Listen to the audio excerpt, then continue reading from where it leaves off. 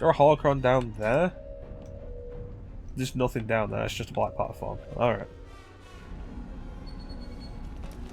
He's here. Raise the laser gate. So here is definitely a place where push can be totally useful. Because like, anybody who touches those, dead. Doesn't matter how much health they've got, so I just grab them or push them. Push the right person. Would you stop?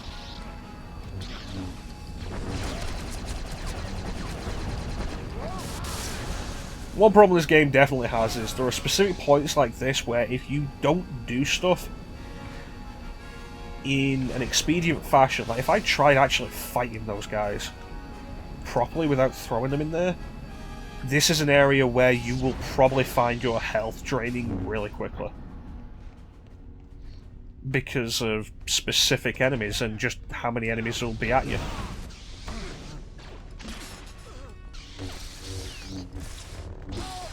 Okay, so throw a dude out the window. Okay, so that one did actually catch somebody. Okay, I didn't throw that.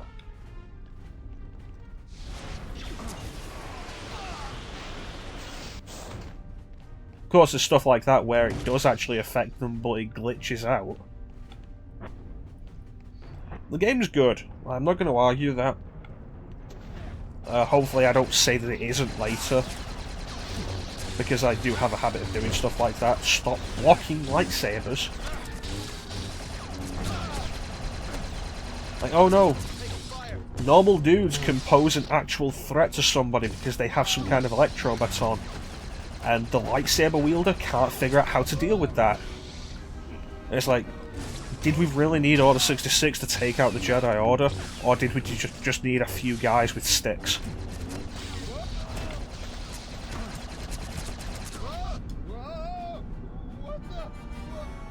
Okay, you come here. There we go. That's actually not a bad one to use if you get into the right place.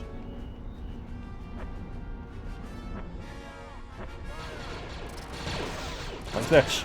Get close to them. That's actually pretty useful.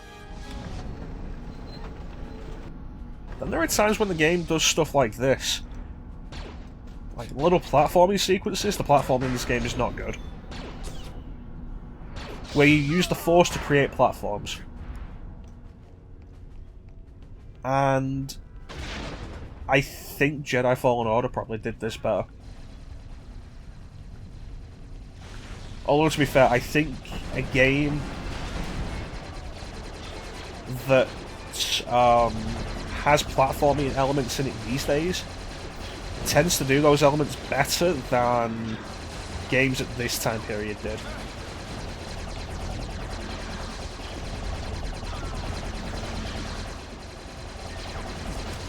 It's like how games with stealth sections tend to do them better these days than they used to.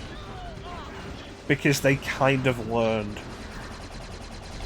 That said, like, you don't see it as much these days, thankfully. But, boy am I glad that we stopped seeing that so much.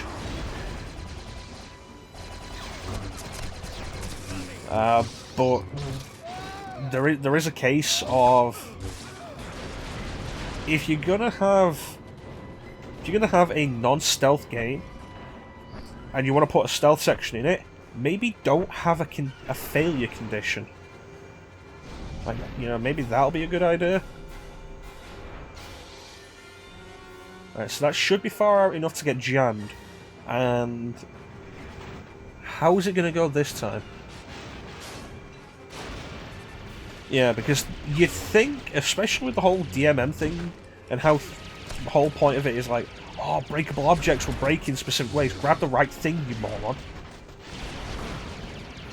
You'd think that that would lead to the TIE wing breaking, snapping in half, basically. But nope. I don't like this.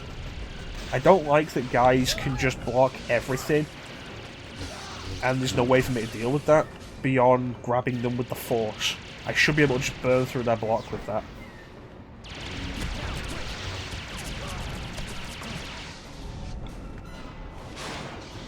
Yeah, I think the person operating the turret is a lot more of a problem than the turret itself. Okay, so how do I get up there? Okay. It's like these platforms can break in ways like that. It's probably... Oh, there's another one. Probably a bad thing to have in your game that is supposed to be showing off these physics. When you have something like that where there just aren't physics applied to it.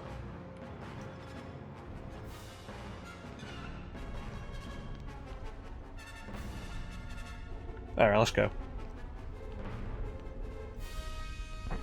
You know, I'm thinking for a second, like, I think we're almost at the end of this, and I realise I've completely forgotten, like, an entire segment of this level.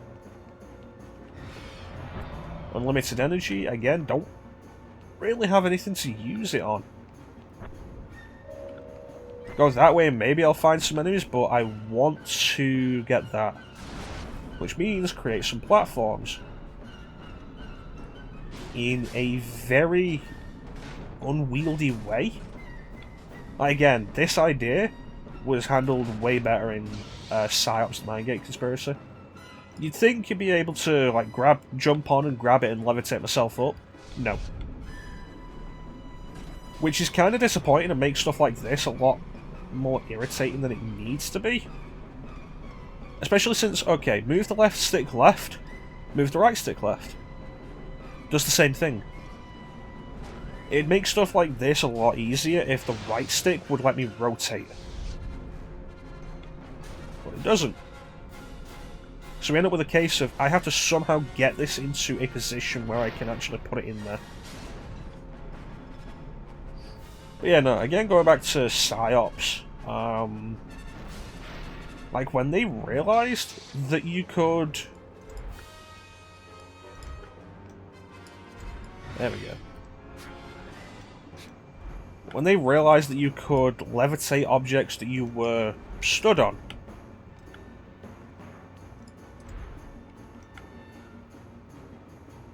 Okay, I need to get over there for that holocron. They didn't cut it out of the game. They made a bunch of bonus modes out of it.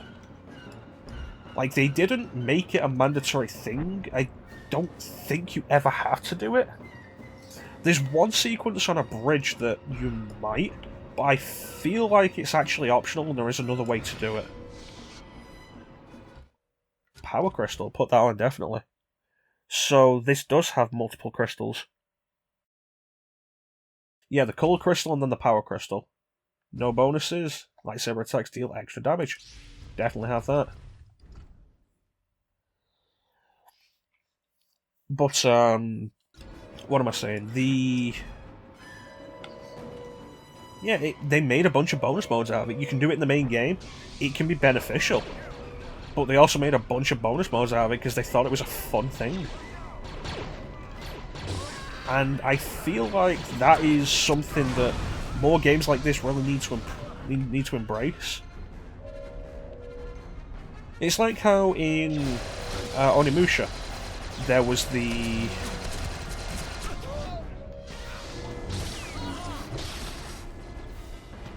juggle bug, where you could knock enemies into the air and juggle them in the air. And it was like, this is a cool feature. It doesn't fit the game, but you know, maybe we can put it in something that does. And bam, Devil May Cry's juggle combos were born.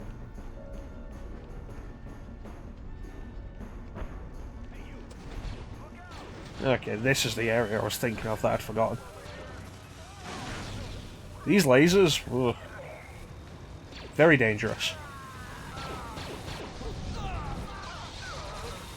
Yeah, it makes me think of stuff like Metroid Prime, where like, boy am I glad I was under that. That was a weird thing to do. Yeah, it makes me think of like Metro Prime and the speedrunning abilities that were discovered in Metro Prime that only exist in the first release.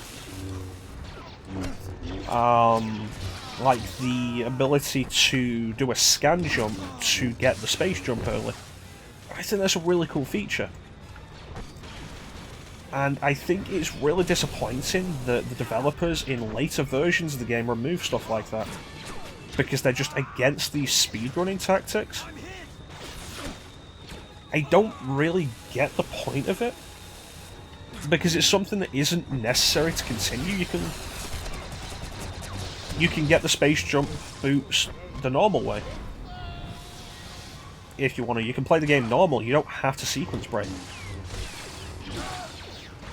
But in later versions, they removed that ability, starting with the PAL version, which was the next version to be released. It only works in the original release, doing the scan jump to the space jump boots. That probably should have done some damage.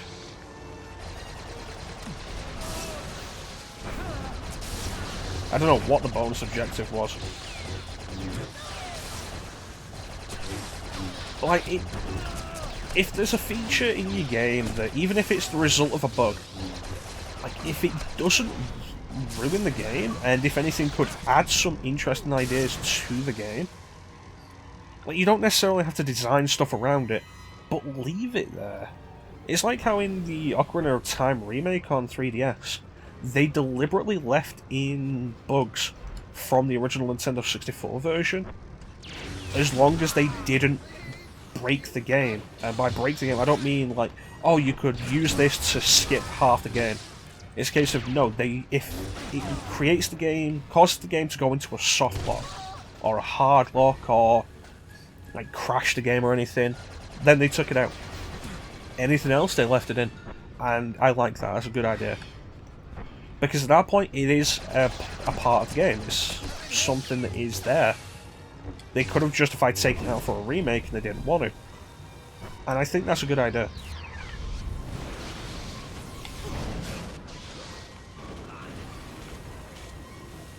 Okay. I think that's everything.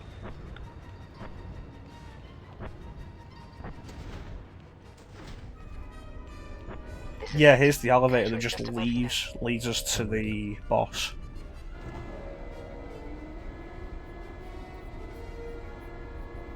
Big elevator.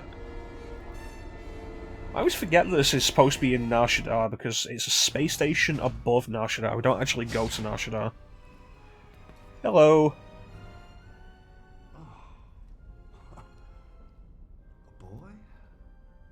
Months of attacking Imperial targets and Vader sends a boy to fight me? He thankfully sent anybody. Alright, so let's see how well this will go. Yeah, I don't think the boss fights in this game are particularly fun. You can have fun with a lot of the rest of the game. Like there, we've got that. And now because he's got that green sphere around him, we can't damage him anymore. There you go.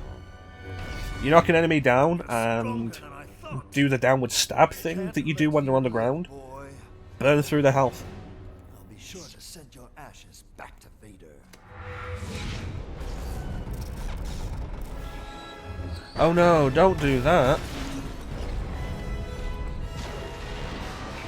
Again, the kind of thing you just don't see in pretty much any other Star Wars media. You to get to Vader, then so be it.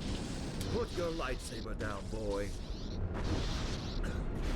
Oh, he's gonna put the shield up. That is stupid, I hate that. And then we've got this attack, which I don't feel like the game has any real... I don't think the game gives you any real ability to deal with it. My only real option there was to hide behind a piece of scenery that doesn't look like it's supposed to be able to stop it. And stab again. And so the goal of all the boss fights here is to just lower the health enough. You don't kill them. You'll never kill them in combat. Yeah, look at that. You don't kill them in combat. You always lower the health enough to do these quick time events. Like, I don't press the X button and he knocks me back and we just go into a sequence. It's not even taking my health off. And then we don't do that, and then he knocks us back down. No health lost. We just start this again. And it becomes a case of, what is even the point?